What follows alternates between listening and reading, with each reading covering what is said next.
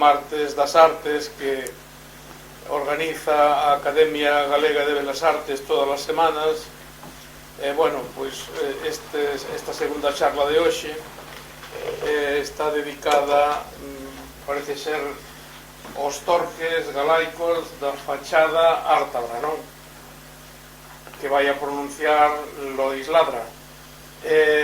Bueno, forma parte dun ciclo que intenta ir sacando información, aclarando, dando, bueno, algúns pasos na clarificación deste comarca, desta zona do norte da Coruña, que comprende as rías que converxen no Golfo Ártabro, que ten unha historia larga, complexa, como xa nos anunciou o martes pasado o anterior conferenciante. Bueno, hoxe trataremos de, poño que Lois tratará de ir aclarándonos algunhas cousas máis sobre a historia desta zona que no fondo é a historia da nosa cidade, porque, bueno, daqui procede un pouco todo a nosa trayectoria urbana e territorial, non? Eu simplemente decirvos que Lois Ladra é un experto arqueólogo e antropólogo formado na Universidade Complutense de Madrid e na Universidade de Santiago e na Universidade do Porto, por tanto ten unha experiencia sobre os temas de que nos vai a falar, que ten realizado investigacións formado parte de grandes proxectos levados a cabo na nosa comunidade. Bueno, non me vou enrollar máis porque era para facer un pouco de tempo, pero agora que xa estamos aquí todos, vamos a deixar a Lois que nos... Non sei se tú querías decirnos algo de... No, bueno, simplemente agradecerlle a Lois a presencia e pedir a todos disculpas pola tardanza e simplemente mencionar que Lois, aparte de arqueólogo e antropólogo, ten unha visión... Bueno, foi unha persona que investigou de un punto de vista moi independiente e con temáticas moi diversas, algunhas que incluso nin tan siquiera ahora están tan de moda, o cal non quer decir que non sexan igualmente interesantes. A veces a arqueoloxía e a historia se rixe máis por modas do que a veces non debería ser. E simplemente sempre tive unha liña moi personal, uns intereses moi marcados, tamén a veces tamén moi distintos, pero ao mesmo tempo moi entrelazados entre sí, e un deles é precisamente aos torques e as producións dos torques no noroeste. E simplemente mencionar que, bueno, que agradecerlle muitísimo que este aquí e comentar que seguramente moitas das cousas das que mencione tenas publicadas recientemente nunha pequena monografía que sacou o Museo, bueno, a Asociación de Amigos do Museo Arqueolóxico. Nada, sin máis, darlle de paso pola miña parte. Moi ben, moitas gracias. Vamos a deixarlo aquí.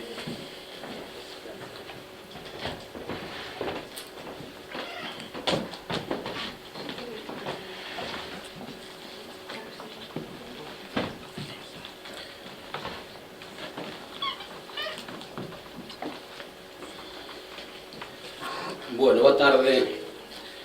Grazas pola vosa presenza e, en primeiro lugar, quería agradecer á Academia o feito de me teren convidado a estar aquí hoxe e os organizadores deste ciclo.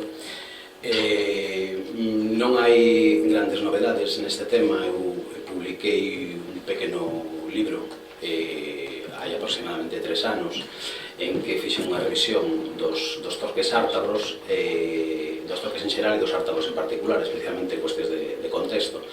Entón, desde entón ata agora, únicamente se produciu un achado un pouco polémico, porque non se sabe moi ben de onde ven, se é de Betanzos, se é de Bergondo. Próximamente parece ser que vai ser presentado públicamente. Entón, de momento, é pouca información que se ten, e eu vou tentar ser o máis ameno posible e facervos unha introducción xeral a este tipo de obxecto, de elemento, o torques, que non é para nada exclusivo de Galicia ou do noroeste da Península Ibérica, posto que tamén existe en toda a Europa Occidental e incluso noutras culturas máis lonxanas. Tedes aí unha primeira imaxe para que vos fagades unha idea do que son os torques. Básicamente son aros de feitío ultrasemicircular, cos terminais engrosados e abertos, e normalmente se colocan no pescozo cos terminais virando para adiante.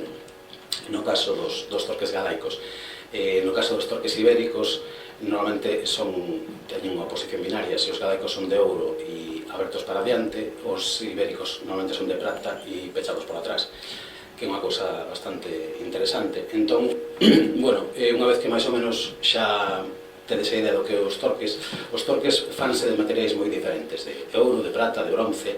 Evidentemente o metal máis precioso, máis prezado é o ouro. É a característica principal dos torques galaicos, prácticamente o 95% deles están feitos en ouro, ao contrario dos torques ibéricos, onde prácticamente o 95-98% están feitos en prata, pero tamén hai algún exemplar aparecido aquí no noroeste, concretamente en Mondoñedo, máis coñecido, en Sobrado dos Monxes tamén hai outro, e incluso tamén se fan en bronce, non? Creo que incluso María Bóveda identificou en Borneiro un posible fragmento dun torques de bronce, pero bueno, é unha cousa que habría que discutir. O máis interesante, baixo o meu punto de vista, dos torques, estamos falando de elementos de cultura material de aí aproximadamente 2000 anos ou máis incluso, non? E o máis interesante é que son un símbolo con unha forza comunicativa tan poderosa que a veces falan por si sós, non? Aparte de como obxectos, tamén os temos presentes en diversas representacións de escultura ou de bronces figurativos e, por exemplo, unha asociación típica que se fai desde a cultura clásica, desde a perspectiva, digamos, romana, é o do torques como un elemento característico dos povos bárbaros, non? Dos povos que combatían a Roma e dos povos que Roma pretendía conquistar e asimilar. Creo que todos coñecedes a famosa estatua do galo moribundo. Eu sempre conto unha anécdota que me fixo moita gracia cando estudábamos Historia da Arte en Santiago. Tive a sorte de ter profesor Alfredo Vigo, e Alfredo Vigo dicía, bueno, pois aí onde case todo o mundo o único que ve é un home nu, todos sabemos que é un galo, e que é un galo moribundo non só pola pose, sino polo feito de que leva ou como único elemento de adorno de vestido, de enfeite, é un torques, e só con iso xa sabemos que eran galos, non? Non só existían torques no mundo das Galias, o famoso mundo das Teris e Obelis, que todos coñeceredes, como tamén existían aquí, no noroeste, na Galaecia, non? E aí vos puxen, ao lado da foto xeral do galo moribundo e do detalle da cabeza, onde se ve perfectamente ese torques, tamén vos puxen a estatua dos típicos, unha estatua do guerreiro galaico, neste caso a de Lesdeño, pero bueno, hai bastantes, coñecense bastantes exemplares, en que é unha idea que creo que ten esa forza comunicativa, non? Básicamente, o 90% das imaxes que temos de torques representadas figurativamente están asociadas a esta idea do home, da virilidade, do varón guerreiro combatente, non? O sea, vedes aí que prácticamente recoñeces unha figura humana, masculina, barbada, con un torques ao pescozo, un torques desproporcionado na escultura, pero precisamente porque se interesa destacar esa presenza dese elemento. E despois un vestido, non sei se intuídes lixeiramente a decoración xeométrica do vestido e o escudo famoso da caetra, non? Dos povos do noroeste, dos galaicos. Bueno, por tanto, se estiveramos vendo este elemento material baixo un punto de vista romano, diríamos que é un elemento definidor dos povos bárbaros, non? Sin embargo, os propios povos bárbaros, cando se representan a eles mesmos, se representan con unha imaxe que transmite claramente unha aura de prestixio, de forza e de vigor, e evidentemente dun certo rango social, dunha caste social. Non era un calquera, é como cando vemos unha coroa simboliza un rei, un reinado, pois neste caso un torques claramente identifica a un guerreiro. Pero bueno, aparte desa asociación dos torques cos guerreiros, en contextos europeos tamén se asocian con imaxes de divinidades. Neste caso, puxemos aí unha imaxe moi coñecida do caldeiro de Gundestrup, a vosa esquerda, onde tedes a figura do deus Cernunnos, Cernunnos que leva eses cornos que simbolizan a forza, e que se no mundo clásico existía a figura feminina da Potnia Cerón, que era a dona dos animais, a a que rexe a vida salvaxe, neste mundo atlántico existe esta figura do deus Cernunnos como o que domina as bestas, o rei das bestas. Como podedes ver, ten unha serpe agarrada pola man, os demais animais non o atacan, moito polo contrario, o que fan é rendirlle prácticamente pleitesía, e el, aparte de ostentar un torques ao pescozo, tamén o leva na man. E é unha figura moi interesante porque moitas veces os torques teñen neses terminais, son ocos e levan por dentro un pequeno elemento solto que fai un tintineo cando se menea o torques no aire. Iso pode ter, evidentemente, implicacións simbólicas moi importantes. Ponemos un exemplo que todo o mundo entenderá. Na igrexa, cando chega o momento da Eucaristía, pois evidentemente ese tintineo ou a chamada das campas, o sea, esa potencialidade sonora, esa comunicación de carácter auditivo é importante e non é por casualidade que estas pezas, moitas delas, non todas, teñen ese elemento oco, que as fai soar de unha maneira moi peculiar. A dereita da imaxe do deus Cernunnos, un deus céltico coñecido en prácticamente toda a Europa occidental, tedes o machadiño votivo de cariño que está aquí no Museo Arqueolóxico, no Castelo de San Antón. E se vos fixades, é un machado votivo pequeniño, non serve funcionalmente como machado, por iso é votivo. É unha figuración de bronce con un prótomo, unha cabeza de touro, unha vez máis, o touro, os cornos, a forza, Cernunnos, e por encima dese filo, dese perfil do machado, a parte das tres argolas que temos no perímetro, tedes unha imaxe dun torques que se ve bastante ben. Neste caso, este tipo de elementos son interpretados como machados votivos, como bronces votivos, bronces sacrificiais, pero, bueno, xa sabedes que en arqueoloxía, cando nos metemos co tema da religiosidade, o simbolismo, etcétera, etcétera, pois normalmente é un tema bastante máis complicado que outros que teñen unha lectura máis fácil e máis sinxela, como pode ser o tema da guerra e da violencia, non? Bueno, no caso de Galaecia, do que acabará por se conformar históricamente como a Galaecia, con esas tres grandes zonas, a lucensa, asturicense e a bracarense, hai que decir, e o veremos despois en números redondos, a día de hoxe coñécense máis de 200 torques. E hai aproximadamente uns 20 anos o censo de torques de toda Europa non chegaba aos 300. Este é un dato que sempre insisto moito en que vos quededes ca idea de que prácticamente o 75% dos torques de ouro que aparecen en Europa apareceron aquí, no noroeste. Por lo tanto, é significativo, non é casualidade. Aí tedes unha imaxe dunha colección que a día de hoxe está no Museo das Mariñas, en Betanzos, en que podedes ver claramente a existencia de diversas tipoloxías, o sea, non todos os torques son iguais, hai formas diferenciadas, hai metais diferenciados, hai tamaños diferenciados. Os torques, moita xente os asocia sistemáticamente con colares, con adornos de pescozo, non sempre, o sea, hai torques de tamaño máis pequeno que posiblemente serían aros para portar nos brazos, tamén terían esa función de brazaletes. E aí podedes ver esa diversidade, esa riqueza formal, non só se traballa con diversas técnicas, non só existen varias gramáticas ornamentais, varios motivos decorativos, case todos de tendencia xeometrizante e abstracta, que evidentemente nos costa bastante identificar e interpretar a día de hoxe, pero, bueno, digamos que a vosa esquerda tedes as principais tipoloxías, as principais formas de torques presentes no noroeste, e a dereita o que sería o tipo canónico do torques ártabro, ou torques de tipo ártabro ou de estilo ártabro. Esta é unha expresión que foi inventada, por así decirlo, oficialmente por Luis Monteagudo era arqueólogo, e unha vez que publicou unha serie de torques constatou que esa variedade formal tamén se correspondía a nivel de achados con certas concentracións zonais, en determinadas zonas predominaba un tipo e noutras outro tipo.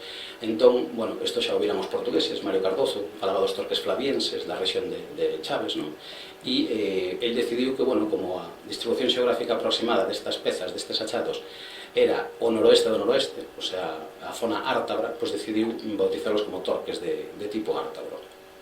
Cal é a característica ou cales son as características fundamentais? Poño vos o dibuixo porque é máis esquemático. Aí podedes ver que ese aro, ese corpo central principal, está dividido en tres partes, tres módulos. As dúas partes laterais teñen un arame de ouro enrolado, son aros macizos sempre, e rematan con unha serie de espirais concéntricas, que son esas pequeniñas, que dan paso a unha parte central lisa. Isto tamén nos recorda a imaxe que vimos antes de Quernunnos, esa parte lisa é a que iría máis en contacto co pescozo ou incluso ca man a hora de asilo, de termar del, non? E despois os terminais, os remates, son en forma de, bueno, teñen chamado de landras, de bellotas, piriformes, incluso hai pouco se falou de formas de cebola, bueno, ese tipo de feitío que tedes aí. Pero, xunto con este tipo de pezas, hai outras menos comuns, pero máis elaboradas en termos de tecnoloxía, de recursos tecnolóxicos, de capacidade, de creación deste tipo de obxectos que, por certo, son obxectos feitos por povos aparentemente bárbaros, pero Roma, con todo o seu requinte, nunca chegou a facer nen de lonxe nada parecido con isto. Entón, pois, bueno, hai que considerar que realmente supoñen o que sería a tecnoloxía punta do seu momento, non? A hora de estudalos é moi importante, e eu sempre insisto moito nisto, manipulalos directamente. Por que? Pois por varias razóns, non? Hai persoas que se teñen dedicado a estudar os torques sin velos, a través dunha vitrina, de tal maneira que sin tocalos, sin ter un contacto directo con eles, non saben nin siquiera se teñen esas propiedades sonoras das que falábamos antes, porque evidentemente unha imaxe moi explícita, pero unha imaxe audiovisual é moito máis todavía. E a observación, hoxe, gracias a Deus, temos unha serie de recursos tecnolóxicos que nos permiten, a través de lupas de aumentos, de microscopios binoculares, etc., ou microscopios electrónicos de barrimento, etc., facer un rexistro moito máis detallado que o que pode ser unha simple fotografía, non? Despois veredes un caso recente, que vos falaba antes, dun exemplar que apareceu, publicouse unha foto nun xornal, pero carecemos da descripción básica, non? E entón é mellor non meterse neses xardíns para evitar calquer tipo de equivocación. Eu non sei como pode haber xente que se dedica a publicar pezas sin telas manipulado directamente, non? Simplemente a partir de fotografías. E non só manipulalas, como manipulalas no bon sentido, evidentemente. Os torques son semirríxidos, o sea, non hai problema en abrilos ou pechalos, evidentemente son pezas que iban ao pescozo, se adaptan perfectamente, e evidentemente a hora de registralos, xunto co registro fotográfico, tamén é fundamental o dibuixo, non? Moitas veces dá máis información dunha peza, un fragmento desa peza, que unha peza inteira, non? E aquí vos poño un exemplo en que, grazas ao feito de que o Ouribes se equivocou e fixe un mal cálculo na temperatura de fusión e de unión do aro co terminal, provocou un accidente que deu como resultado que explotou ese terminal, e a nós nos permite coñecer moito mellor esa tecnoloxía pirotécnica, o sea, ese dominio, ese control. Sabemos que non era fácil. Se o ouro funde a 1054 e a plata a 973, pois en menos de 100 grados, que son moitísimos grados, pode suceder isto, non? Pode suceder unha auténtica desgracia que inhabilite completamente unha peza, pero nos permite identificar elementos como este respiradeiro que precisamente era un oco, unha penetración, unha perforación que se facía para que pudera respirar, porque co calor os gases aquecen e se expanden, entón o que provocan é precisamente isto, non? Como elementos icónicos, a verdade é que os torques teñen sido explotados de mil maneiras, non? E aparecen en moitísimas publicacións. De feito, non é por casualidade que cando Cuevillas publicou a súa monografía máis famosa da civilización céltica en Galicia, parece ser que non foi ele o que escolleu o título da monografía, pero sí escolleu a imaxe que quería que fora diante, non? E era este remate, este terminal de torques do Castro de Santa Tegra. E no caso da dereita, xa o vedes, os torques de Xanceda, que son varios fragmentos, e un que se atopou inicialmente enteiro, pois teñen toda esa forza expresiva que a nivel de diseño gráfico ainda se aproveita hoxe en día. Os torques, os galaicos, en termos xerais, xa se coñecen e xa se publican e xa se estudan desde fai máis de 150 anos, non? Co cal temos bastante terreno andado, ainda que, bueno, tamén nos queda bastante por andar, non? Neste caso aquí trouxemos dúas imaxes que me parecen moi significativas. A da esquerda é o primeiro dibuixo que se fixo dun torques no ano 1872, prácticamente fai 150 anos, e na da dereita tedes a publicación de Cuevillas do ano 32, polo tanto hai 90 anos, sobre os torques do noroeste hispánico, non? É importante ter en conta que estes arquivos do Seminario de Estudos Galegos, agora que se está celebrando o centenario do Seminario de Estudos Galegos, non foron estudados nin pola universidade nin por ninguna institución oficial, simplemente foron estudados por investigadores independentes que investiron os cartos propios en facer traballos que lles correspondería teóricamente facer tanto os museos como a universidade, que neste caso, e incluso hoxe en día podemos ver prácticamente o mesmo, continúan ausentes no que di respecto a moita investigación. Pasaron os anos, chegamos á década dos 70 e temos aquí os catálogos, non? Por un lado de torques celtas que fixo Narciso Peinado no Museo de Lugo, por outro lado o estudo que fixo dos torques prehistóricos a nivel xeral Ladislao Castro. Ladislao Castro é un autor de referencia, eu creo que debía ser el quen tiña que estar aquí hoxe, porque leva prácticamente 30-40 anos estudando os torques non só a nivel galaico, como principalmente a nivel europeo, non? Desde as orixes hasta prácticamente a Idade Media, que se coñecen torques en ámbitos xeográficos moi diferenciados, e el, pois, prácticamente leva iso, máis de 3 décadas estudándoos e ten moitísimo coñecemento, non? Estas son, no caso da publicación de Ladislao, entra nunha serie divulgativa da universidade, pero quizáis en termos de maior profundidade interpretativa son máis interesantes estes outros dous traballos del, os torques dos deuses e dos homes, en que sobre todo se debruza no aspecto simbólico e interpretativo deste tipo de pezas, e por outro lado unha traducción ao inglés que se fixo desta obra que tivo bastante éxito editorial sobre os torques sagrados, non?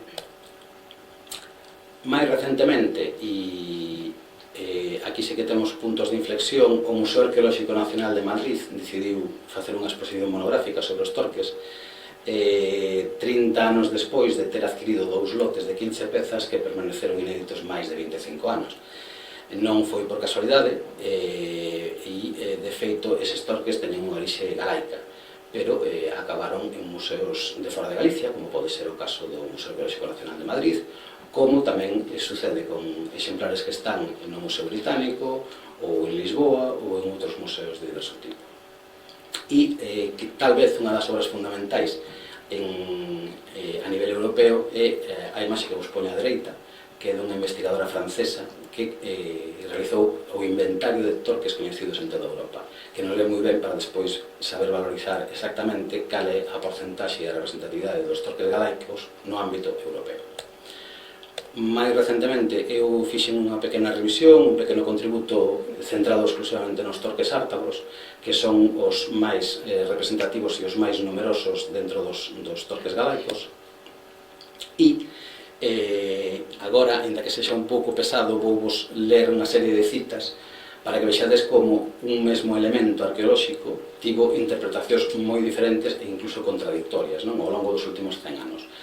Para Cuevillas, este tipo de elementos pertencían á cultura castrexa, non eran exclusivos dela, e a área xeográfica reducíase tanto a Galicia como ao norte de Portugal, non? Aquí carecía un pouco de perspectiva máis global, pero, bueno, era consciente de que realmente tiñan moita importancia e moito interese no ámbito galaico. Cardozo, o coronel Mario Cardozo, portugués, xa fai unha primeira contraposición entre Roma e os povos indígenas, pero vai máis aló e incluso atribúe unha función clara e contundente a este tipo de elementos, afirmando que o uso dos torques entre os indígenas sería basicamente a representación dun distintivo de xefes ou dun emblema de nobreza. Por lo tanto, claramente manifestaría unha desigualdade social, non? Xa falamos de desigualdades sociais a partir do Calcolítico, da Idade do Bronce, evidentemente na Idade do Ferro, por moito que nos digan o contrario, a desigualdade social existe e o conflito existe, non? No caso de Armando Coello Ferreira da Silva, que é un dos arqueólogos máis destacados de Portugal, na súa tese de doutoramento inclínase máis para o adobío, o enfeite, o adorno persoal, non? Máis significativo dentro da olivería castrexa, que sería, neste caso, de uso exclusivamente masculino. Hai unha única estatua moi polémica, porque é unha estatua moi ruda, moi vasta, en granito, en que parece identificarse a presenza dun torques e de 2 peitos femininos, pero, bueno, un caso único, excepcional, e que, digamos, que contradí todos os demais casos en que sempre aparece sistemáticamente asociado o torques aos homes, e non a calquera home, senón aos homes, aos guerreiros, non? Homes con armas, ofensivas e defensivas. Para Ladislao Castro, unha das polémicas típicas que hai en relación cos torques, que é o da cronoloxía. Sempre houve polémica sobre se tiñan sido feitos en tempos prerromanos ou tempos romanos. Evidentemente son elementos indígenas, son elementos autóctonos, non? Os romanos, eu sempre conto unha anécdota que a Ladislao lle gusta moito. Os romanos non sabían nin como se poñan os torques, eles os penduraban do peito. Os militares romanos, cando vencían a xente que levaba torques, os collían como trofeo de guerra e os penduraban do peito, nin sequera os colocaban ao pescozo, non? Que sucede? E aquí Ladislao fai un apuntamento moi interesante. Se son pezas que transmiten esa diferenciación social, posiblemente sexan hereditarias, non? Como é o caso das coroas nas monarquías. A coroa hérdase de pais a fillos, e poden ser máis antigas. A coroa que leva actualmente a raíña de Inglaterra pois non é unha coroa actual, é unha coroa que vende atrás, é máis antiga, aínda que sexa usada actualmente, non? E aí entra a nosa discusión entre os contextos de utilización e os contextos de deposición e de recuperación, que na arqueoloxía son completamente diferentes. Mais recentemente houve investigadores que, bueno, tal vez por pretender poñer unha peca en Flandes, chamar a atención ou simplemente dicir cousas que nunca se dixeron, pero que non, ao meu punto de vista, non son moi coherentes, intentan darlle a volta, non? Se todos os investigadores identifican os torques como elementos individuais, non? E son representados individualmente en guerreiros individuais que individualizan as persoas, a determinadas persoas, non a calquera. Hai certas investigadoras que consideran que non, que son unha inversión comunitaria dunha sociedade campesiña e que non pertencen a un xefe, non? Bueno, isto sería como se eu me empeño en decir que en España este é un estado igualitario, porque ainda que o rei teña unha coroa, realmente a coroa non é do rei, porque a coroa é do povo e é un símbolo, sin máis nin menos. Non é por casualidade que hai reis e que hai súbditos, non? Pois, facendo unha analoxía con moitos anos, moitos milenios de diferenciación, digamos que estaríamos no mesmo caso, non? Pensar que neste tipo de elementos, de materiais preciosos, con representacións iconográficas claras e contundentes, non se nos está falando dunha sociedade desigualitaria, xerarquizada, guerreira e con presenza de aristócratas, pois, bueno, é un pouco buscarle tres pesos ao gato, non? Hai aquela famosa lei da navalla de Ockham, que cando as cousas son máis ou menos evidentes, pois se non hai nada que as contradiga, tampouco temos que complicarnos demasiada a existencia. Pero, bueno, cosas veredes, amigo Sancho, e evidentemente a máquina do tempo non se inventou, non podemos voltar para atrás e non sabemos como eran realmente as cousas, pero si hai un gran consenso en recoñecer que este tipo de pezas non só na Galicia, senón en toda Europa, o que testemunhan claramente a existencia das simetrías sociais, de diferencias sociais, de desigualdades sociais, o que dedes ver así. E isto máis ou menos tamén o refrendou máis recentemente Alfredo González Ruibal, con unha frase evidente, non? Pam pam, viño viño, pois a Ourivería do Noroeste, pola súa riqueza, pola súa calidade e pola presenza deses materiais preciados e preciosos e escasos, xa de por sí é un argumento suficiente para demostrar ese carácter desigualitario. Pero, bueno, as máquinas do tempo ainda non se inventaron, por lo tanto, hai opinións para todos os gustos. E, insisto, contrariamente a que moita xente quere pensar, a ciencia avanza por contradiccións. Aquí tedes un exemplo típico e característico de torques ártabro que podedes ver en moitos museos. Aquí no Castelo de San Antón, no Museo de Lugo, etc. etc. Voltamos á imaxe que vos decía anteriormente, dese tipo de esquema que se repite sistemáticamente con pequenísimas variacións. Se vamos ás fontes clásicas e collemos o texto de Mela, a coreografía, hai unha frase bastante coñecida na que comenta que na costa septentrional da Península Ibérica, indo por mar do oeste cara ao leste, no territorio do noroeste atoparíanos primeramente cos ártabros, que aínda pertencerían ao pobo céltico, e posteriormente estarían os ástures, non? Os ástures das Asturias. Se tomades atención a esta imaxe, básicamente, grosso modo, moi grosso modo, estes serían os límites que está indicando. Logo podemos distinguiros máis, pero, bueno, para que vos fagades unha idea, esa é a zona. Isto foi o que levou a Monteagudo, a partir do estudo dos achados dos diferentes tipos de torques de tipo ártabro, valga a redundancia, a facer unha carta de distribución, un mapa de distribución, en que podedes ver que basicamente esa zona coincide, non? Dai que el teña xustificado ou teña bautizado, teña utilizado ese nome, non? Se vos fixades, hai un caso moi curioso. que é o do Castro de Troña. O Castro de Troña é un caso, o que se soe decir habitualmente a excepción que confirma a regra, non? No Castro de Troña apareceu durante as excavacións dirixidas por Xosé Manuel Hidalgo Cuñarro un fragmento moi pequeno de torques de tipo ártaro e apareceu durante as excavacións arqueolóxicas e apareceu nun contexto estratigráfico bastante ben determinado por debaixo dun piso de ocupación de época antoimperial. Isto levou a que, cando se fixou o estudio, que se publicou no ano 99, servise de argumento estratigráfico para defender unha cronoloxía claramente prerromana para este tipo de pezas. Eso sí, o que non nos podemos ou non sabemos explicar a día de hoxe é que fai este tipo de elemento tan afastado xeográficamente do lugar ou da zona que lle correspondería, non? O achado máis recente que vos comentei antes, isto saiu no xornal hai hoxe exactamente 4 meses, isto foi o 10 de maio.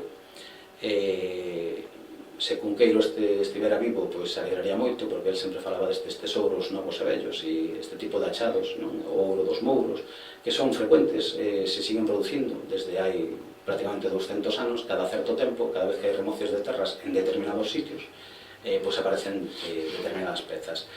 Como é un caso que está, por así decirlo, sub judice, non foi presentado públicamente, os investigadores ainda non temos acceso a este elemento, si se sabe por unha filtración da Xunta que foi depositado pola Dirección Xeral do Patrimonio no cofre do Castelo de San Antón e agardamos que, bueno, en breve sexa presentado e que poda ser estudado convenientemente.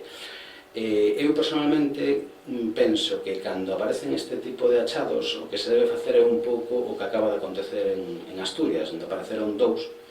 Precisamente apareceu primeiramente a administración paralizou a remoción de terras, enviou un equipo de arqueólogos e fixo unha excavación e encontraron os restos, os fragmentos dun segundo torques, non? Evidentemente eu non me podo pronunciar sobre cousas que descoñezo, non sei, e creo que ninguén sabe que é o que está sucedendo con este exemplar. Sabemos, eso sí, que está aquí, que está no museo, que está pendente de presentación, de que se decida onde se vai destinar, pero supostamente non só se debe facer un estudo sobre a peza directamente, senón tamén un estudo sobre o contexto, sobre o lugar de aparición, non? Por que? Pois porque tamén se ten escrito frases tan curiosas como que o contexto dos torques é que non teñen contexto, que, bueno, son disparates que non teñen sentido, no sentido de que cando aparecen armas depositadas nas augas carecemos de contexto estratigráfico, pero si sabemos ou si o interpretamos como unha ofrenda ou un depósito votivo ou ritual, non? Entón, que non aparezan este tipo de pezas en excavacións arqueolóxicas, cuidado, que tampouco é así, porque xa sabemos que si aparecen en excavacións arqueolóxicas, que non teñan moitas veces un contexto estratigráfico claro e que moitos achados sean casuais, non quere decir que carezan de contexto, porque hai que saber exactamente en que lugar apareceron, dentro dun castro, fora dun castro, nunha zona de paso, cerca de ámbitos acuáticos, etc., nunha cova ou nun abrigo. Todo ese tipo de información é información fundamental para os arqueólogos, non? E, de feito, no caso dos torques ártabros, prácticamente máis da metade deles apareceron no interior de recintos castrexos, de recintos fortificados. Aquí tedes un esquema moi básico, moi sinxelo, sobre os depósitos rituais e os depósitos profanos, cales son as principais diferencias teóricas entre uns e outros. No seu contexto, os rituais normalmente están en medios acuáticos, daí, por exemplo, as famosas armas deitadas nas augas, en canto os profanos moitas veces son medios terrestres. Os rituais son soterrados a certa fondura, os profanos non tanto. Moitas veces os depósitos rituais márcanse de diversa forma, ou por orientación das pezas, ou porque están debaixo dunha gran pedra, ou porque teñen unha colocación, unha disposición especial. Nese caso, incluso moitas veces dentro dun túmulo, coñecemos un remate dun torques que apareceu nun túmulo. O tipo de materiais que se depositan tamén son diferentes. Non é o mesmo depositar útiles ou ferramentas, que pode ser un depósito de ourive, dun fundidor, ou depositar armas ou adornos, como sería o caso dos torques. Non é o mesmo depositar un obxecto inteiro que un obxecto fragmentado. Non é o mesmo depositar unha peza desmembrada que unha peza, un reicidio. Moitas veces se enterran armas que están inhabilitadas previamente, iso non é por casualidade. E despois tamén non é mesmo enterrar algo con a intención de recuperalo ou simplemente coa intención de deixalo ali. Unha ofrenda votiva é iso, unha ofrenda non é para recuperar, pero un depósito do Uribe pode ser unha cousa que se esconde en tempos de inestabilidade política, pero coa intención de recuperalo posteriormente, non? E tamén sucede o mesmo co feito de que aparezan dentro dun recipiente ou non, sen ningún tipo de preparación. E aquí, por exemplo, podemos falar do depósito famoso de Caldas de Reis, que é o maior depósito de pezas de ouro de toda a Europa, de toda a prehistoria europea, que apareceron con unha disposición moi característica, anillados uns noutros, perfectamente engarzados e con unha disposición totalmente circular. Isto non é casual, é unha disposición intencionada e con un sentido ritual evidente. No caso dos torques ártabros e dos torques galaicos, normalmente o contexto de recuperación prioritario, preferente, máis habitual, máis normal, é este, son castros. Entedes aí o castro de Viladonga, en Viladonga apareceron 2 torques ártabros, abaixo en branco e negro tedes a foto do mapa do tesouro do castro de Xanceda, onde no antecastro apareceu ese depósito, e despois tedes outros como Mellido ou Bardaos. Nesta fotografía antiga vese moi ben o que era a xunqueira de Porto Chao, que é unha zona hoxe que xa non está exactamente así porque foi moi urbanizada, pero que está na ría de Viveiro e é unha zona de paso, o propio topónimo xa o indica, Porto Chao. Aí tamén apareceu un torques en medio acuático, tampouco é por casualidade. E en certos casos atopámonos con achados máis opacos, por así decirlo, ou máis dificilmente interpretables, como é este caso do Orbellido de Vimianzo. Eu estive ali varias veces, falei coas persoas que o atoparon, e o certo é que aparentemente non estamos nun contexto acuático, non estamos cerca de ningún castro, non estamos nun punto de paso. Entón, bueno, pois a verdade é que pode ser un contexto que para nós hoxe non nos diga nada especial, pero hai 2000 anos o mellor había algún elemento, e por decir algo, pois, por exemplo, unha árbore sagrada considerada como tal no seu momento e que fora feita unha ofrenda, eso non o sabemos, non? Pero, bueno, son contextos aparentemente máis opacos. Noutros casos, como este de Vilas Boas, en Portugal, é moi curioso, ou como pode ser o de Centroña, aquí ao pé do Monte Breamo, aparecen aos pés de montes, de puntos moi destacados na paisaxe que en tempos actuais, en tempos modernos e en tempos históricos funcionaron como santuarios, como centros de peregrinación. Quizás sexa unha analoxía un pouco forzada, pero a mí non me parece que sexa tan casual que determinado tipo de pezas aparezan xusto aos pés deste tipo de montes sagrados. Neste caso, incluso co diario de Santos Júnior, onde indica o local exacto da aparición do Torques das Tamancas, incluso con fotografías da época, podese voltar ao mesmo sitio e recoñecer evidentemente que vamos, non é unha deposición en absoluto casual. Xa para acabar, vou vos deixar con uns números que me parece que son bastante significativos, para que podades contextualizar mellor en termos cuantitativos a importancia destas pezas, indo de menos a máis. Actualmente coñécense 14, 15, con este último, achados de torques de tipo ártabro, que suman un total de 20-21 exemplares. É a tipoloxía de torques galaica máis frecuente. Cando eu empecé a investigar este tipo de pezas, no ano 96, recén acabada a carreira, un inventario publicado na revista Complutum lanzaba unha cifra total de 117 pezas, 117 pezas coñecidas. Este inventario foi feito a partir de fontes bibliográficas, sin estudo directo das pezas, e había moitas pezas que permanecían inéditas nos museos. Estas pezas foronse publicando aos poucos, tanto en Galicia como en Madrid como en Portugal, e fora, no estranxeiro, apareceron outros máis. Entón, podemos decir que no ano 2020 eran máis de 200 os torques que se coñecían, os torques galaicos, máis de 200, pero que 15 anos antes, o que vos contaba, o inventario de todos os torques coñecidos na Europa era de 276, o sea que dadevos, eu sempre insisto con esta cifra, os 73, os 3 de cada 4 torques que aparecen en Europa están aquí, no noroeste, a norte do Douro e ao oeste do Ebro, se queredes ver así, non?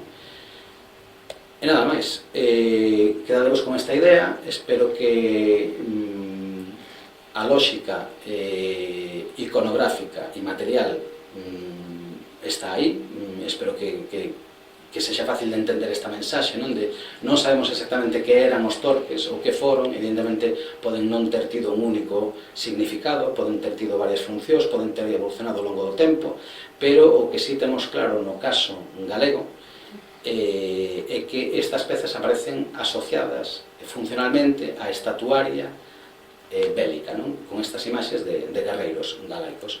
Aí tedes o torques como obxecto e aí tedes o torques como representación gráfica contextualizada, é o elemento que distingue e identifica a un guerreiro.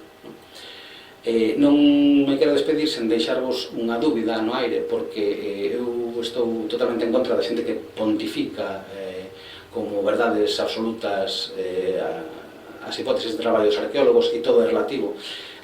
Non deixa de ser curioso, e a min deixame bastante que pensar, que precisamente onde máis torques aparecen de todo o noroeste é na zona norte, que é onde non aparecen estas estatuas, e onde máis estatuas destas aparecen é na Galicia bracarense, que é onde menos torques aparecen en relación a todo o noroeste. Non deixa de ser curioso, por lo tanto non podemos facer asociacións tan simples e tan lineais e tan directas, pero bueno, eu creo que a imaxe ao final vale máis que 1000 palabras, e creo que o que nos poden ensinar os torques ártabros desta sociedade, en principio, é algo que xa sabíamos de outras maneiras moi diferentes, non? Incluso por analogías etnográficas e por estudos antropolóxicos, que evidentemente hai desigualdades sociais, non son simplemente sociedades que nos queren vender determinados centros de investigación como sociedades ágrafas, campesiñas, igualitarias, bárbaras, etc. Sempre por oposición a un supremacismo que vendría dado por o feito de Roma, o Imperio, a explotación industrial do ouro, etc. etc. Nada máis, moitas gracias, e se tedes alguna pregunta, aquí estamos para o que faga falta.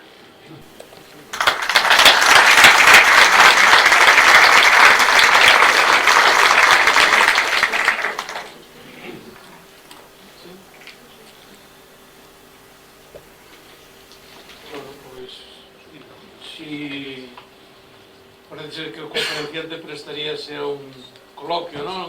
Sí, encantado. Se tedes algunhas dudas, algunhas preguntas, algo que poida enriquecer, digamos, o que nos acaba de explicar, pois aproveitemos que o temos aquí, non? A este especialista. Sí, bueno, se me permites unha aclaración, claro, con respecto de patrimonio, non podo dicir moito máis, pero sí que se está estudiando a peza e o contexto. Esa información sí. Outra cousa é como se paga e tal, eso espero que se sepa en breve, pero sí que sei, podo confirmar. Pois é unha boa noticia, porque a min de feito chegaron a chamarme da prensa para preguntarme a que se debía ese aparentemente oscurantismo por parte da administración, porque, bueno, o caso está nos xornais, podedelo ver, prácticamente nos últimos 3-4 meses. Os achados casuais que se produciron en Asturias foron publicitados con luz e taquígrafos.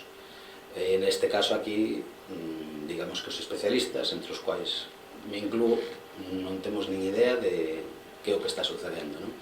Entón, pois, bueno, é curioso como diferentes administracións reaccionan de maneiras completamente diferentes frente ao mesmo feito, que é un achado, non? Un achado casual.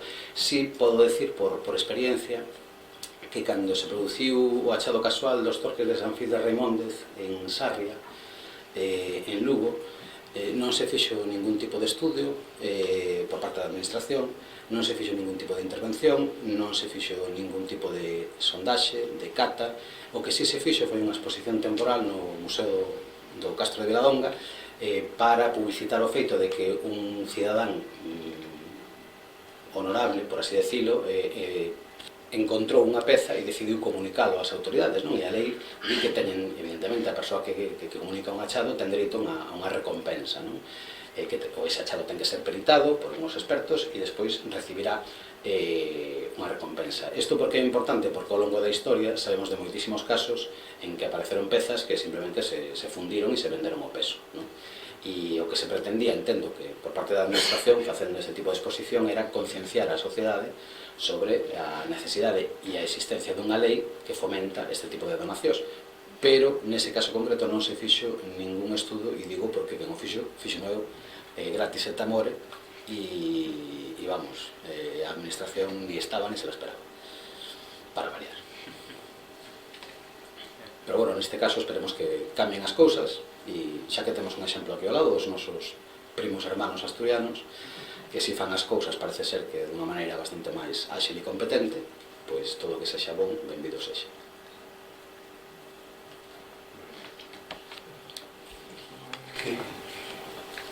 Que dicirche, Lois, que é unha gran introducción ao tema, pero ti sabes moi ben que aí hai un aspecto que pode dar moito máis de sí, que é a calidade técnica destas pezas, como se fixeron, non? Esas filigranas, que claro, se detrás de todo isto están os orfebres galegos. Logo, os orfebres galegos dos cales falan precisamente os cronistas clásicos, non? É que temos moito medo en asociar con celtas, e eles din que son os ártabros son celtas, e que hoxe resistímonos a dicir que son precisamente insignias do mundo celta, non? E ti falas, acabas de dicir, semi-ríxidos. Cuidado, co Torques de Xanceda é un Torques moi ríxido. E cando topou Pedro Blanco Barral, que está no museo gracias en fin das xestións propias de un libro para contar o que houve detrás e as pezas máis que había en este tesouro de Xanceda, oposto precisamente Monteagudo, que aí están esas cartas no Museo Arqueolóxico nun dossier, que dicía que era unha peza falsa, unha falsificación horrible. Ese o Torques de Xanceda é unha lección de filigrana con plata, placas de ouro, que levan goteado, que levan incisión, que levan filigrana, que o que topou quixo poñelo, e o poñelo, como non é semi-rígido, rompeu. Polo cal eu sempre asocio estas pezas, moitas delas, non única e exclusivamente con collares, como está no caldeiro de Bundy Street, que efectivamente, e ademais leva un Torques. De que tipo é ese? Ártabro, non ártabro, porque é funicular, pero remata non en bolas, casi en perillas, fíxate ben. E iso estamos en Copenhague neste tema, non? O que sí é certo era o que sorprendía aos clásicos, aos cronistas, a calidade dos orfebres galegos, non? Aquelo que di Marcial no poema que dedica a Carino. Carino, tes unha gran colección de pezas nas túas obras. Chámame a atención as esculturas de Escopas, de Fidias, de Platón, pero máis que eso, a calidade das pezas de ouro feitas polos galegos, non? Que digan eso, os cronistas clásicos, os poetas, e que aparezcan estas pezas, as que aparecen, porque Servidor podía lle dar argumentos a Cunqueiro de tesouros aparecidos, fundidos, de casas, e salvouse de Xanceda, gracias a Liaño, que empleou a Pedro Blanco Barral, gracias a que yo pedín eu no Castelo de San Antón. E a raíz de emplear a Pedro Blanco Barral, foron aparecendo cousas e máis cousas, e acaboume dicindo que aínda na Coruña deixara máis pezas do que sería precisamente un tesourillo, un desguace dese universo. O sea, que o que che queria dicir que o mundo desas técnicas tan elaboradas, Candame, o gran orfebre da Coruña, colleu ese Torque e dixo que era increíble como podían facer eso a máis de 1000 grados de temperatura, con que ácidos. Ladislao Castro algo intentou asociado a temas de fundición que ainda hai hoxe na India e por aí, pero que son unhas cousas moi delicadas. E a prova que tampouco aparecen moitos moldes de fundición de pezas de ouro, quizá de eso vería que falar tamén un pouco, non? Desas técnicas, non? Sí, a ver, bueno, aquí son varios temas. Esta imaxe que vos puxen isto é coñecido oficialmente como a colección Seoane. Isto apareceu así, sin máis nin máis. Seoane era un anticuario e deixou escrito que tal día de tal ano abriran a caixa forte dun banco de Betanzos porque el ofrecía ao Museo das Mariñas as pezas que eran da súa propiedade. Non só Torques, o sea, había moitas máis pezas, incluso de estatuaria precolombina, pezas ibéricas. Era unha colección bastante ampla que a podedes ver, a día de hoxe está exposta no Museo de Betanzos. Entón, o dos achados de cando se producen, efectivamente, o sea, eso dá para novelas e Cunqueiro, vamos, cansouse de escribir, incluso hoxe, o sea, se vades preguntar en calquera aldea, alguén sabe de alguén que encontrou algunha cousa, e son a realidade, vamos, perfectamente palpable, non só aquí en Galicia, tamén en Asturias, e tamén no norte de Portugal. Relativamente o das técnicas, o da riqueza tecnolóxica, A min faime pensar en dúas cousas. Unha, hai un texto famoso que di que se lle ofreceu a Aníbal, o mesmísimo Aníbal, un escudo labrado con ouro galego. O sea, chegaron longe. E outra que, pero xa son cuestións moi técnicas, o estudo dos recursos tecnolóxicos é a Fundición A Cera Perdida. E a Fundición A Cera Perdida parece ser que, bueno, era un invento que viña do Mediterráneo, como todo, non? A escritura, a moeda, todo ven do Mediterráneo, pero a primeira vez que se documentou en contexto atlántico foi no Tesouro de Caldas de Reis, e claro, xa un contexto atlántico, na periferia do centro da cultura mundial. E entón, que fixeron? Baixaron a tecnoloxía. O sea, non se pode ser o primeiro. O primeiro, xa decía, ex oriente lux, non? O sea, de oriente ven todo. E se o vedes, o sea, eu personalmente a típica conversa que teño con moitos colegas, cada vez que se fala en termos binarios de oposición pura e dura, non? De salvaxe civilización, romano indígena, pois eso aplicado á arqueoloxía é facilísimo. O sea, o 90% das datacións que se facían na década dos anos 80, datacións indirectas eran século I antes de Cristo, un despois de Cristo, se non é boi e bata. A ver, a mí parece moi curioso, non? Agora xa hai métodos máis modernos, máis científicos, máis calibrados, pero a cerámica a torno era algo que viña de fora, non? Hasta que se descubriu que non, que no terceiro antes de Cristo xa había cerámica a torna feita aquí. Bueno, vale, había sistemas de peso, vale, o sea, evidentemente, se ledes os textos dos escritores que acompañan aos conquistadores españois da América, os británicos de África do Sul e India, os indígenas son sempre xente incapaz de explotar os seus propios recursos e teñen que vir os iluminados da metrópole a ensinarles, non? A como se explota o ouro, porque, pobriños, os ártabros iban ao río con unha batea e, bueno, un gramiño, 2 gramiños, chegou Roma as médulas, non? Claro, claro. Pero resulta que todas as designacións dos termos técnicos da minería non son latinos, son indígenas. Bueno, pues eran burros, pero sabían como estaban as cousas. Entón, a ver, a min dame que pensar, non? Esa imaxe que se quere transmitir sistemáticamente, eu non vexo unha única peza romana que teña mitad de requinte dos Torques de Salceda, e era a gran potencia cultural do mundo. Bueno, pues vale, cada un ten o que ten, pero aquí non temos pouco, temos precisamente o 75% de todo o que aparece en Europa nestas cousas. De moedas non falamos e de escritura tampouco, pero no, cada un presume do que pode, non? Por decirlo de unha maneira un pouco máis simpática. Mira, pero como efectivamente hai moitas lagunas, hai moitas lagoas no noso pasado, celta, ártabro, bueno, non sei como queremos identificarlo, pero como é posible que aínda non se sepa con exactitude si se enterraban os ártabros, os celtas, si enterraban os seus mortos, ou que facían cos cadáveres, porque eso sigue sendo un misterio. Eu creo que esa pregunta le vamos oindo. Bueno, le vamos oindo porque non hai de non la aclara, non é porque non se aclara, é unha cuestión que está aí, que está nun limbo de civilización que, bueno, empezaron a enterrarse cando chegaron os romanos, hasta que non chegaron os romanos, ou hasta que a introducción da religión católica empeza a facer ver que os cadáveres hai que enterrarlos, non? Hasta ese momento, que pasaba? Deixábanse no monte para como fan en algúns povos da India. A ver, bueno, digo isto porque na zona onde eu son, de Xacitache, o Valadouro, eu era pequeno e apareceu algún torque en Burela, en Valadouro, bueno, claro, era un misterio, bueno, que pasa con isto, non? O sea, por que pasa? Tú acabas de decirlo, era un atributo dos guerreiros, non?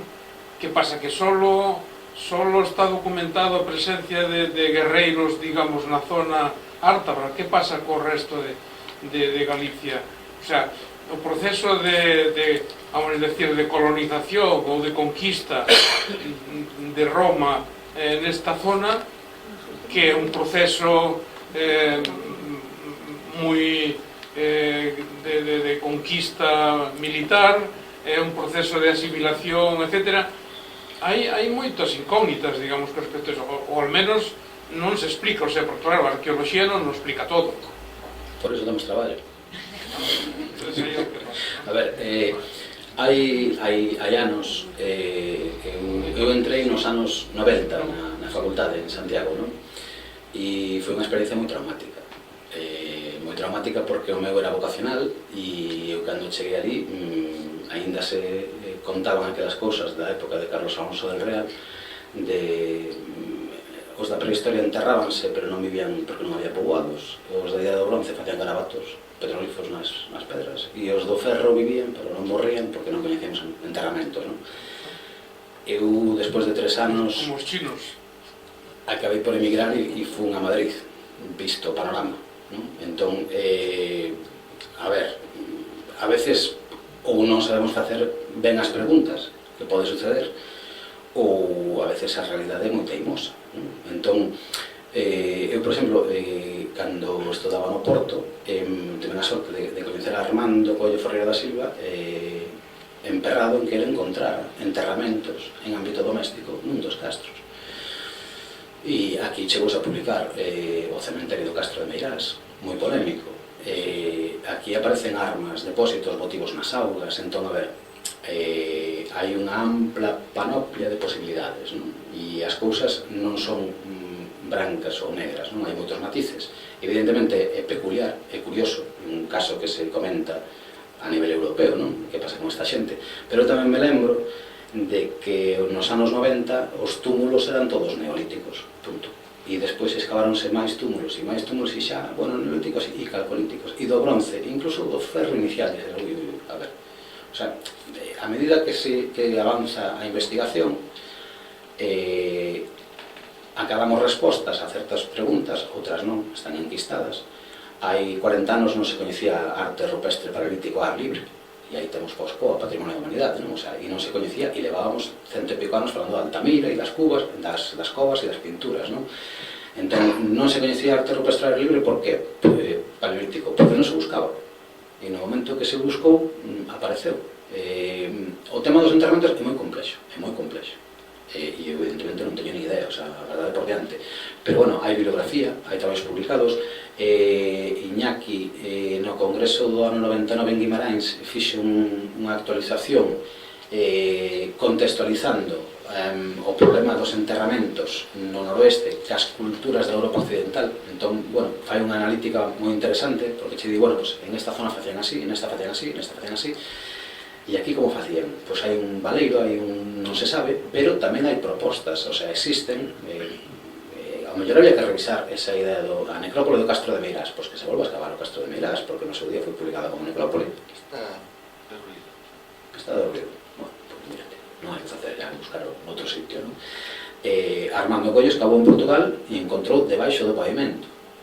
En Asturias, Ángel Villa Valdés, na entrada do Castro do Chaves Martín, creo que encontrou un cráneo que ele interpreta como un depósito votivo, funerario, pero bueno, hai moitas posibilidades. A resposta eu creo que non é absoluta, que non é así, pum, pero evidentemente algo tiñen que facer cos cadáveres, non?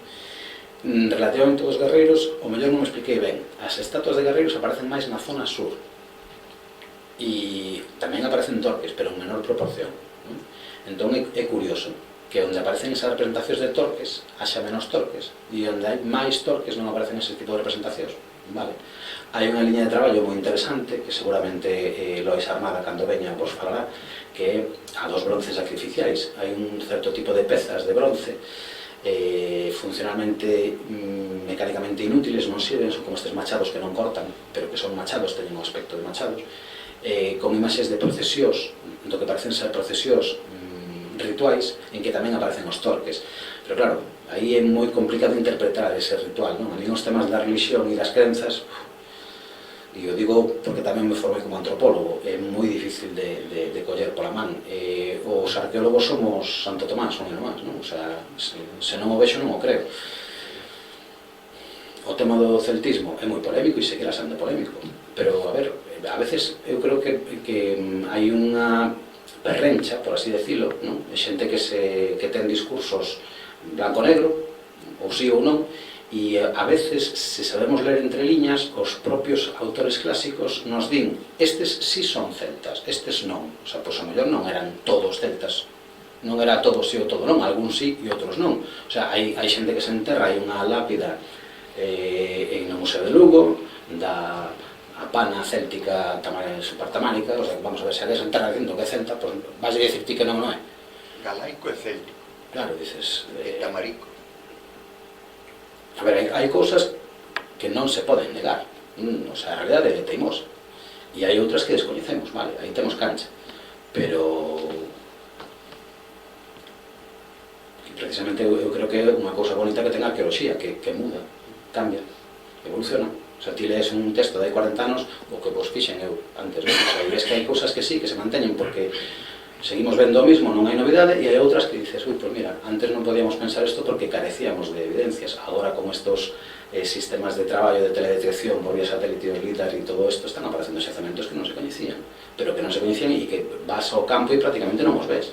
Sin embargo, con estes medios, con estes recursos tecnolóxicos, si os detectas, sin moverte do teu despacho. Hai que ter fe, esperar uns anos e cada 20, 30 anos fanse revisións dos temas con algunha que outra chega. Lois, se me permites un añadido, vai quedar un pouco de pouca modestia, pero hai uns meses publiquei un artículo en Complutum sobre que hai coñecido sobre xacementos relacionados con o mundo funerario. Se me interesa está no último número de Complutum e hai un pouco de todo, un pouco para cuestión miña de falar, pero bueno, alguén te quixo dar volta ao tema. E algunha cousiña sale, hai xacementos que si tiran un poquinho máis por esa vida, pero a realidade é que hai, os poucos que hai son moi dispersos ao largo do noroeste. E ainda que podes inferir algunhas tendencias dá para moito. Pero hai cousiñas e polo menos pues, sintetizalas e que alguén traballe dende elas está ben. Aí queda e que outro coisa. Cada 20 anos. Sí, vexo unhas mans por aí atrás. Quería falar sobre a escultura, por a parte que me toca, aínda que é un traballo bello e aínda que a escultura castrexa pasa yo que os torques e moitísimas outras cousas aínda están chegando agora a súa maioría de idade, elementos claramente de filiación pré-romana, para nada indígenas, sino autóctonos, que sería unha palabra máis respetuosa. Pois a escultura castrexa, que efectivamente non ten nada de romana, tamén xa hai datos suficientes para colocala nunha fase media ou media final do período castrexo, hai máis elementos que presentan, máis elementos da escultura que presentan torques, é claramente un elemento de poder e asociado ao guerreiro, eso é indiscutible, pero ten máis derivadas, creo que vou decilo. Para empezar, si hai sedentes, non hai unha nada máis, hai 3 sedentes con torques, 2 claramente femeninas, que son as de Logrosa, porque teñen uns tocados impecinables, están así publicadas. A de Xinzo seguramente sea unha delas, ou dúas, unha tamén seguramente sea unha parella, muller e home, e todas presentan torques. E logo aquí no norte están as cabezas, non todas teñen, pero hai moitas cabezas barbadas, probablemente de guerreiros, pero son cabezas cotás que teñen torques. Pero despois están todo ese conxunto marísimamente estudiado, que xa tamén era hora de facer un bo inventario, do que lle chaman exvotos, por decir unha cousa xenética, que son pezas tamén grandes, de hasta 70 centímetros de altura, o ídolo de Vilapedre, bueno, toda esa serie que son moi sexuados, ou son homes ou son mulleres, moi marcado tal, e tamén levan un torques non moi desenvolvido, pero se nota que leva o aro do torques, o sea que ten un recorrido o torques. Sí, agradezo o comentario porque de feito eu non referi unha cousa moi interesante, e que tal vez o torques máis famoso de Europa, o de Vix, apareceu nunha sepultura femenina. Pero claro, aí hai demasiadas evidencias, o sea, unha cousa absolutamente incontestable,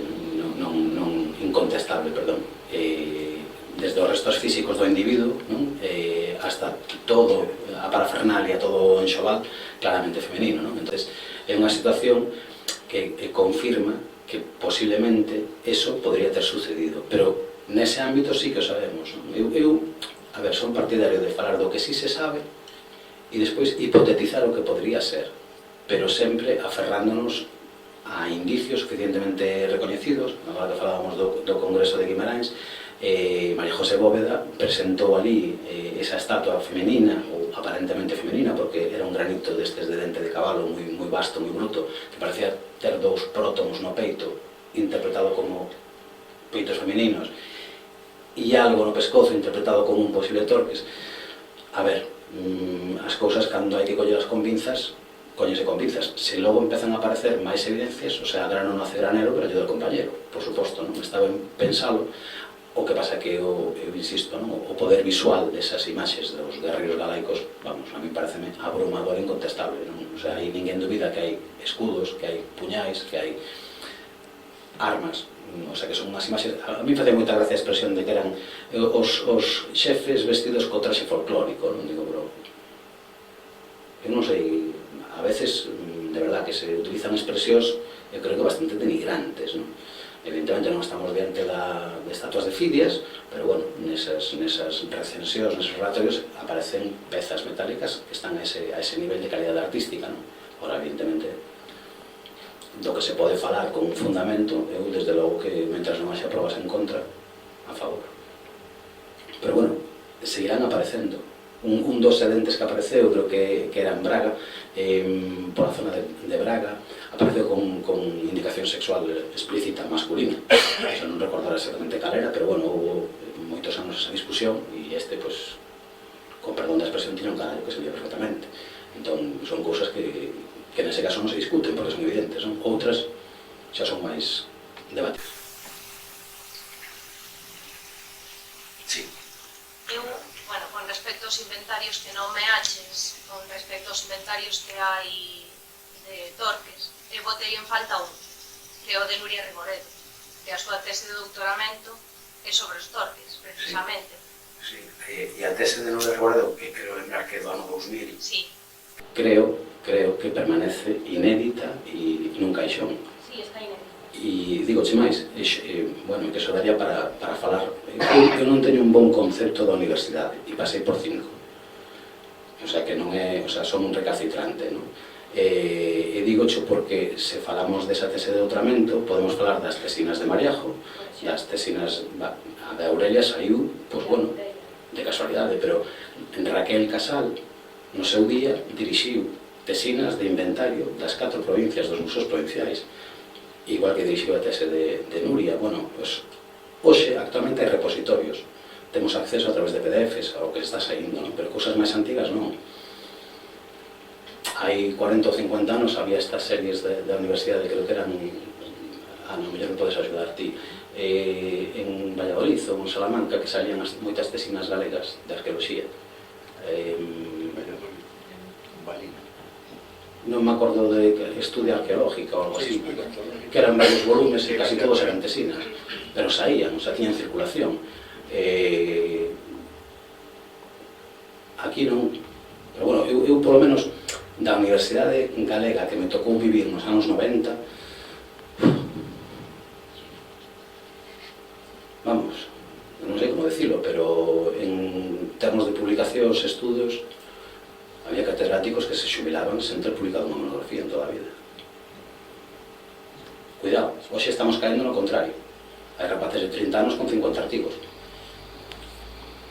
Pero, a ver, que hai que ser crítico, e non me parece que non podemos facer disto unha cousa pendular, de non publicar nada a ser republicano, estar sempre republicando a mesma cousa, non?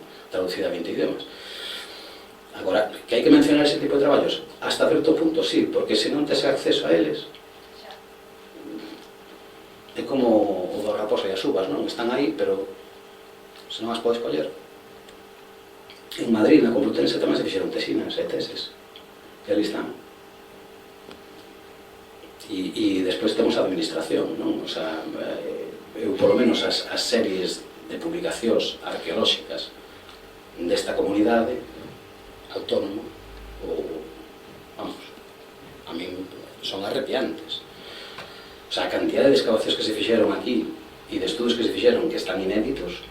O sea, ti vas por aí, o País Vasco ten o seu anuario, todos os anos sale un resumo das intervencións. Aquí ninguén se sabe. Eu estuve como arqueólogo profesional varios anos, cada vez que entregas unha memoria pídenche un resumo para publicar. Eso onde está? Ao final tivo que ser a Fundación Luis Monteagudo a que digitalizou moitísimas memorias e as puxo en PDF en liña. A ver, eu entendo que hai que ser crítico, que avanzamos moitísimo, sí, pero baixo o meu punto de vista, sobre todo as universidades e a administración están moi aquén do que deberían estar. O sea, eu entendo que teñen moito percorrido á frente, moitísimo, o sea, hai moitísimo que mellorar. E simplemente con mirar ao lado ver o que temos de veciños, pois son referentes de moitas cousas e aí nós temos moito que mellorar. Esa é a boa noticia, temos percorrido, podemos mellorar, pero non somos exemplo para ninguén. Hai, creo que eran as actuacións do ano 87, 88 e 89, 3 volumes, non? Despois pasaban 10 ou 15 anos, cambiaba o goberno, saían outros 3, e desde aquelas hasta hoxe, ou cando querías ir consultar a administración, as memorias de excavación, eu sigo esperando por permisos para ir consultar cousas. E igual que che digo de memorias, digo che de ir ver pezas a museos, sigo esperando por permisos. A veces hai un certo, xa non digo escurantismo, xa hai obstruccionismo, que non sei a que ven, porque, como decía outro, labardazos a libres. Pero bueno, a boa noticia é que temos moito por andar, temos moito que mellorar, e iso é un aliciente sempre. Creo que había alguna man por aí. No, nada máis que agradecer que cando se fala de algo, mellore falar do que se sabe de verdade e non inventar, porque vas a sitios por aí que enchense a cabeza de cousas que non están nada contrastadas. E chamou a atención ao recorrido que facían todas os que nos invadían, ou que nos viñan que máis ou menos toda a zona costeira, menos a zona costeira menos unha parte, non sei se da provincia de Ourense, da provincia de Pontevedra, e tal. E falas de Asturias e tamén próxima costa, e falas de Braga e tamén próxima costa. Hai algo que lles metera medo de internarse, ou era por comodidade deles, etc. Porque por aí por interior non aparece nada deso. Esa unha. E outra en plan así, pseudo-cotilla, e o apellido é Ladra. Tes algo que os comarinxos se ladra? A soprano, digo a soprano, a mezzo-soprano e tal, etc. Pois hai unha, así que ten unhas apelidos. Pois, non somos. E se quero seguir, pois mira, o que chegou tarde, con toda a honra, que viña de traballar, en que está traballando en Arturo? Porque aparte de traballar no queixo, supoño que traballar. Que digan 4 palabras e fora. Bueno, eu, en relación ao da costa, a ver, bueno, está aquí Ana, a mí dame vergoña falar destas cousas con... a ver, Ana sabe moi ben e teno publicadísimo de hai moitísimos anos e para mí foi libro de referencia en Galicia nas fontes clásicas. Moitas descripcións de Galicia por parte de escritores latinos son feitas claramente polo mar, o sea, César pasou por aquí polo mar, entón claro, técnicamente é máis rápido e menos perigoso avanzar polo mar que por terra, técnicamente. Agora, incluso hai dous percorridos, non recordo cales son os autores, que son un verifica outro, non? Un vai de sur para norte e outro de norte para sur, e entonces van nomeando as tribus que se van encontrando dun río a outro río tal, e dá para verificar prácticamente un como outro, non? O de Samuel, evidentemente... Estamos acabando, non sei se saliu aí, bueno, un par de anos, pero traballas no teu e na construcción. No, é un traballo arqueolóxico. Podía traballar na construcción que me daría máis cartos e menos desgustos, pero non. É un proxectillo moi breve, un castro no que hai ano e medio ou traballamos e sacamos unha especie de tabuleiro de xogo, bastante curioso, e estamos excavando na mesma zona para confirmar esa hipótesis e ver se realmente o contexto no que atopamos e a propia peza é desa entidade. Podría darvos algunha noticia, algo primicia, pero estamos ao segundo día e ainda estamos sacando niveles de relleno. Igual para a semana que ven, que xa teria acabado afortunadamente. Ahora alégrome de que te...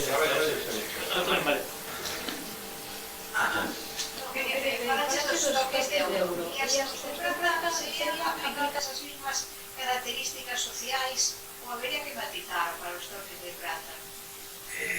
Mira, vouche contar unha anécdota que a mí me deixou pensando moito tempo. Se todos os torques, ou se a inmensa maioría, o 96-97% dos torques galaicos son de ouro, non sería que terían máis valor os de prata, porque ten máis valor o que menos existe, non? O sea, no ámbito ibérico sucede o contrario. non? Hai esa asimetría, esa oposición curiosa. Aquí, por exemplo, a min chamou a atención cando eu me metí neste mundo nos anos 90, só se falaba do Torques de Mondoñedo, que é un torques funicular con oitos e era o exemplo de torques de prata, punto. Bueno, había 5 torques inéditos de prata da cidade de Bagunte, en Portugal, que xa falaba cobillas deles. Se así apareceron aí 5 torques tal, bueno, pois alá me fun eu a buscar. Había máis torques nunha vitrina dun museo en Portugal que todos os que se coñecían para toda Galicia. O problema de sempre, facer publicacións a partir de fotos ou a partir de referencias sin verificalas, non? A miña sorpresa foi as diferencias formais, non? O Torques de Mondoñedo ten pezas exactamente idénticas no mundo celtibérico. Se ti podes coller o Torques de Mondoñedo, levalo a Jaén e traeros de Jaén pa aquí, cambia de etiqueta e ninguén se dá conta. Sin embargo, os de Bagunte son completamente diferentes. E tamén conto outra anécdota que me aconteceu personalmente. Eu nací no ano 72. No ano 72, o Museo Arqueolóxico Nacional de Madrid comprou 2 lotes de torques que permaneceron inéditos hasta que eu fun a acabar a carreira a Madrid, e había un deles supostamente de sobrado dos monxes de prata, pero que a tipoloxía era totalmente galaica. E aquí tedes outro exemplo, o sea, nestes que estades vendo aquí,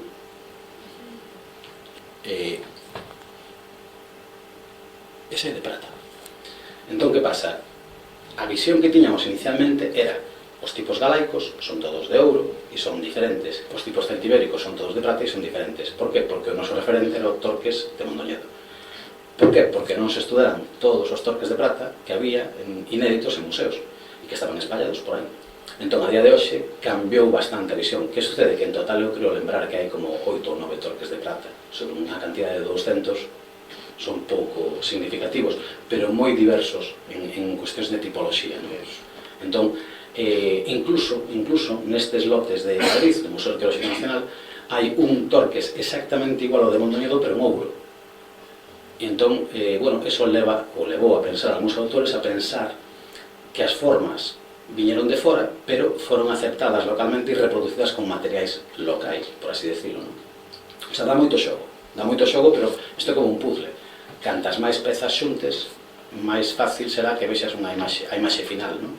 E eu, cando me metín nisto, pois o que descubrín é que había, non sei se 30 ou 40 torques inéditos, que dices, pero como é posible?